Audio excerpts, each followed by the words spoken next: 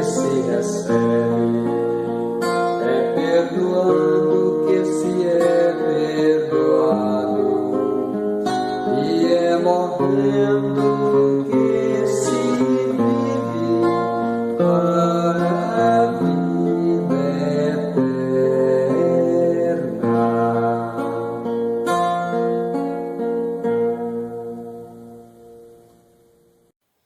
Caros irmãos e irmãs, amigos do Lar Maria Cecília, uma boa noite a todos e sejam bem-vindos à nossa reunião semanal. Fechemos nossos olhos neste momento e elevamos nosso pensamento ao alto. Imaginemos Jesus de braço aberto, nos abraçando carinhosamente, aquecendo nossos corações e rogamos que Ele esteja sempre ao nosso lado, nos assistindo, nos amparando, nos protegendo de todos os males. Que assim seja. Queremos neste momento agradecê-los e vamos pedir a Jesus que nos ilumine no desenvolvimento dos comentários da lição que nos é proposta hoje. Hoje falaremos aqui do capítulo 9, Bem-aventurados os mansos e pacíficos, o item 6, a afabilidade e a doçura. A afabilidade e a doçura. A benevolência para com os semelhantes, fruto do amor ao próximo, produz a afabilidade e a doçura, que são a sua manifestação. Entretanto, nem sempre se deve fiar nas aparências, pois a educação e o traquejo do mundo podem dar o verniz dessas qualidades. Quantos há cuja fingida bonomia é apenas uma máscara para uso externo? O mundo está cheio de pessoas que trazem o sorriso nos lábios e o veneno no coração, que são dóceis, conquanto que ninguém as moleste, mas que mordem a menor contrariedade, cuja língua dourada, quando fala face a face, se transforma em dardo venenoso quando falam por trás. A essa classe pertencem ainda esses homens que são benignos fora de casa, mas tiranos domésticos que fazem a família e os subordinados suportarem o peso do seu orgulho e do seu despotismo. Como para compensar o constrangimento a que se submetem lá fora, não ousando impor sua autoridade aos estranhos, que os colocariam no seu lugar, querem pelo menos ser temidos pelos que não podem resistir-lhe. Sua vaidade se satisfaz com o poder em dizer: aqui eu mando e sou obedecido, sem pensar que poderiam acrescentar, com mais razão, e sou detestado. Não basta que os lábios destilem leite e mel, pois se o coração nada tem com isso, trata-se de hipocrisia. Aquele cuja afabilidade e a doçura não são fingidas, jamais se desmentem. É o mesmo para o mundo ou na intimidade. E sabe que, se pode enganar os homens pelas aparências, não podem enganar a Deus. Bom, vamos ver então o que significa essas palavrinhas aí, né? Afabilidade, doçura.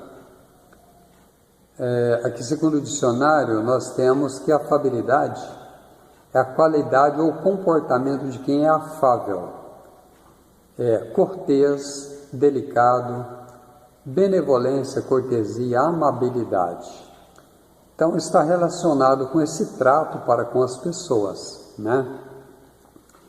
E quanto à doçura, nesse sentido figurado, que é utilizado aqui, significa meiguice, ternura, afetuosidade, amorosidade, delicadeza, carinho, afeto, suavidade, brandura, amenidade. Então a gente lembra a doçura, o trato que as mães têm para com os seus bebês, né? Para com os seus filhos pequenos. Aquela atitude de toda doçura, de toda solicitude ali, né? De toda meiguice para com aquela criatura frágil. E aí, ele vem nos dizer que a benevolência para com os semelhantes é fruto do amor ao próximo. Produz afabilidade e doçura, que são sua manifestação. Então veja bem, lá no começo de tudo está o amor, né? O amor produz a benevolência, o amor ao próximo, e a benevolência se manifesta por essas qualidades, qualidade da afabilidade e da doçura. Mas o que é benevolência, né? Essa palavra é a conjunção de duas outras palavras, que é a palavra bem, né? E volência, que é vontade. Então, benevolência nada mais é do que boa vontade, é uma boa disposição, é um ânimo, é o interesse para com o próximo. Então, quando a gente tem esse interesse, nós só podemos ter interesse se a gente tem algum amor manifestando em nós, né? O que nos faz ter essa atenção para com as pessoas. E essa atenção, essa benevolência, essa boa vontade, ela se manifesta por meio da afabilidade e da doçura, porque ele diz aqui que são a sua manifestação. Só que ele adverte também, quando ele diz que, entretanto, não há que se confiar nas aparências, porque existe a fingida bonomia, né? A nossa vivência, esse traquejo, podem trazer o verniz dessas qualidades. Ou seja, pode haver uma hipocrisia, um fingimento dessa afabilidade e dessa doçura. Ele fala daquelas pessoas que, quando estão na presença, elas destilam leite e mel. São pessoas amáveis, pessoas dóceis, né? Pessoas que se mostram interessadas, mas por trás elas têm a língua que se traduz em dardo venenoso, né? Por trás são venenosas, são caluniosas, são maledicentes. Então nós precisamos observar isso. Não há que se confiar nas aparências, né? E diz que a essa classe de pessoas fingidas, pessoas hipócritas, né? Que tem essa falsidade, essa falsa benevolência, pertence a esses homens. Aqui homens, né, a gente entende por pessoas, homens, essas mulheres, né, essas pessoas que são benignos fora de casa, ou seja, com os amigos lá fora, lá no ambiente de trabalho, na sociedade, né, são benignos, mas que em casa são tiranos domésticos.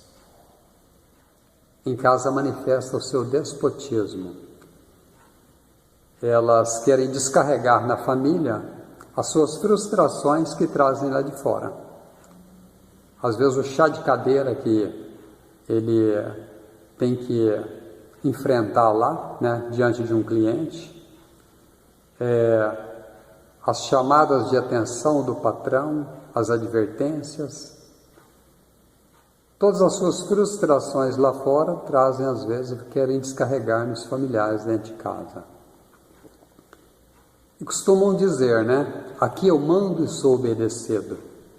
E aí o espírito aqui de Lázaro, né, lá no ano de 1861, o espírito que ditou esta mensagem, ele diz que esses déspotas, esses tiranos domésticos, poderiam acrescentar com mais propriedade ainda, eu mando, sou obedecido, mas sou detestado. Ou seja, a família às vezes apenas suporta, né? Por uma necessidade, muitas vezes. Às vezes o provedor da família ali, ele descarrega esse despotismo, né? Descarrega todas as suas frustrações ali.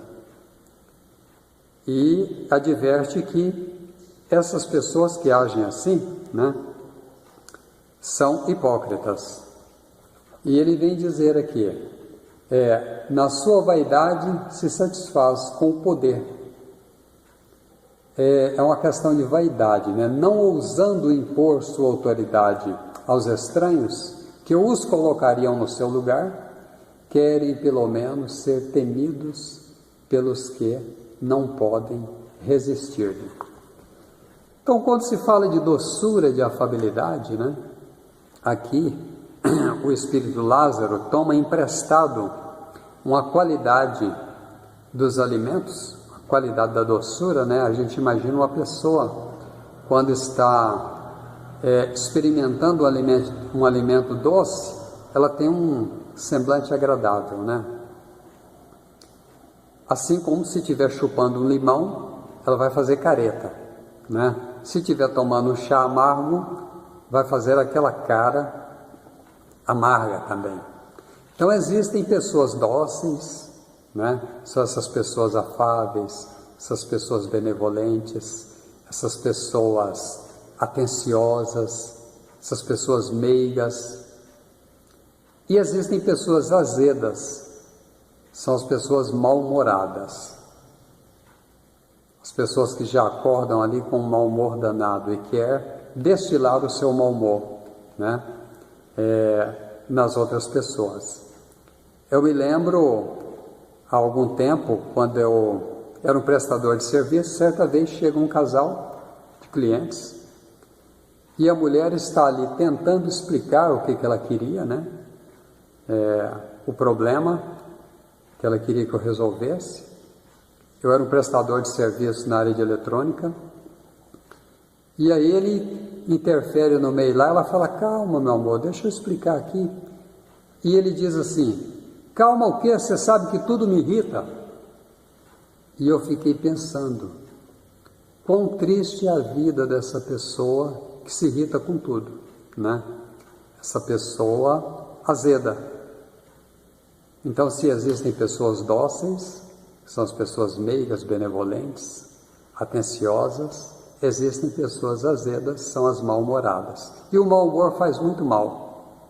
Mais do que fazer mal para o outro, para aqueles que têm que suportar esse mau humor, faz mal para o próprio indivíduo, que vive uma vida desalentada, que vive uma vida amargurada, né? Ele vive uma vida sem graça, uma vida sem alegrias. E isso acaba por refletir na sua organização física, produzindo as doenças físicas, as chamadas doenças psicossomáticas. Isso aí já é uma coisa confirmada pela ciência hoje, né? Que o nosso estado de espírito, o nosso humor, vai ser, de certa forma, determinante. Ele vai ter uma grande influência na nossa saúde física. E tem também as pessoas amargas. Pessoas amargas são aquelas que, por ter sofrido algumas frustrações na vida, às vezes uma traição, um abandono, elas se tornam amargas. Elas parecem o tempo todo que estão com uma substância amarga na boca. Elas são fechadas para a vida, quase não sorriem, né? Não querem se envolver muito nas suas expansões de amizade, relacionamento, deixam de confiar nas pessoas. E é uma vida muito triste também, porque levaram a vida cultivando esse amargor, é uma vida de muito sofrimento. E aí a gente tem que lembrar uma assertiva interessante, uma frase do Carlos Drummond, que diz assim que a dor é inevitável, mas o sofrimento é opcional. nós vamos sofrer dores físicas, nós vamos sofrer dores morais, emocionais, nós vamos ser ofendidos pelas pessoas, nós vamos sofrer a ingratidão. Isso é natural no nosso mundo de expiações e provas. Mas daí a ficar cultivando o sofrimento, essa é uma opção nossa. É uma escolha que nós teremos que fazer. Porque eu posso às vezes sofrer uma ofensa e me empenhar em esquecer aquilo o mais rápido possível, baseado na ideia da benevolência, da indulgência, né? E na ideia do perdão, que são pilares da caridade. Quando Kardec pergunta aos espíritos como é a caridade entendida na visão de Jesus, em O Livro dos Espíritos, eles respondem que a caridade, como Jesus a entendia, ela está relacionada a 3 fatores: a benevolência para com todos, a indulgência para com as imperfeições alheias e o perdão das ofensas. Então, se nós não formos indulgentes, compreender a dificuldade do outro, nós vamos ficar cultivando essa dor, né? E cultivando, nós vamos continuar sofrendo. A gente conhece pessoas que às vezes sofrem por agressões que aconteceram há 20, 30 anos, ficam ali relembrando, remoendo aquilo, né? Então este é o sofrimento opcional, porque a dor realmente é inevitável no mundo de expiações e provas. Mas daí a nós queremos ficar relembrando, remoendo, guardando essa mágoa, isso é uma opção nossa. E o Espiritismo vem colaborar, né, com essa ideia de que nós precisamos evoluir, nós precisamos tocar a vida em frente. A gente não tem que ficar apegado a essas mágoas do passado, porque a mágoa ela faz mal mais para quem a carrega atrás consigo do que para a pessoa objeto da nossa mágoa. Então as pessoas amargas são aquelas que ficam às vezes cultivando esse sofrimento, ficam lembrando das frustrações que sofreram, das traições, ficam lembrando das ofensas e por isso continuam sofrendo, fazem a opção por perseverar nesse sofrimento, né? Nesse estado de espírito, que é muito ruim e também acarreta desequilíbrios físicos, as doenças, pode desencadear até um câncer, né?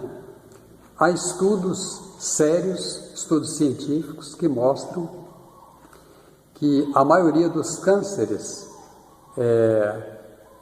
câncer de mama, câncer de ovário, de útero, os cânceres que acometem a mulher, grande parte se dão depois de uma separação traumática.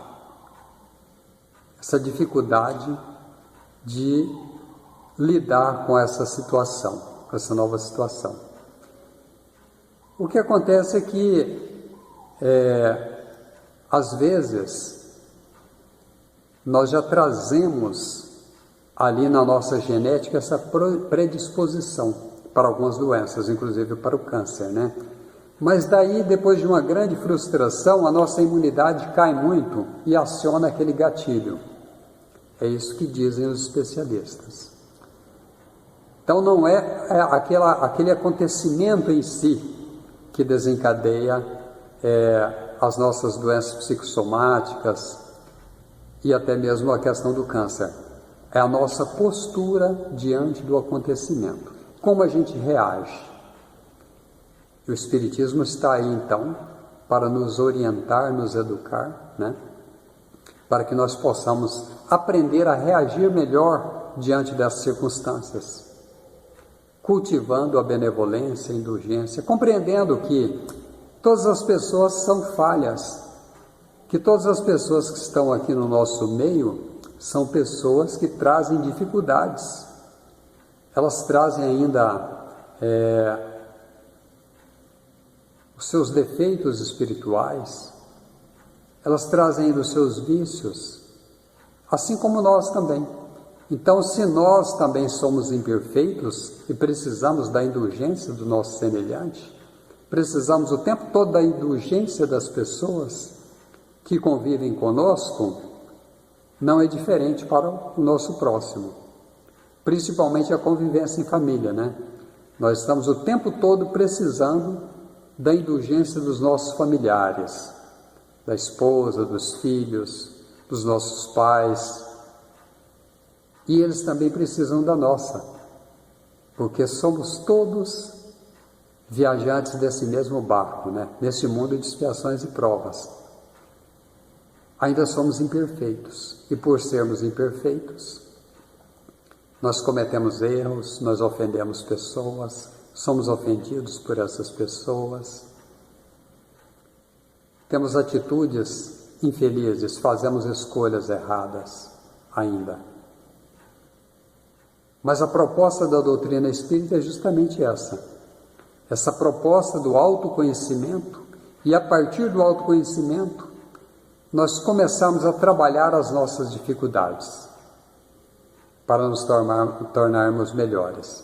E aí, essa lição da afabilidade e da doçura, ela vem ao encontro dessa necessidade que nós temos de cultivar essas virtudes.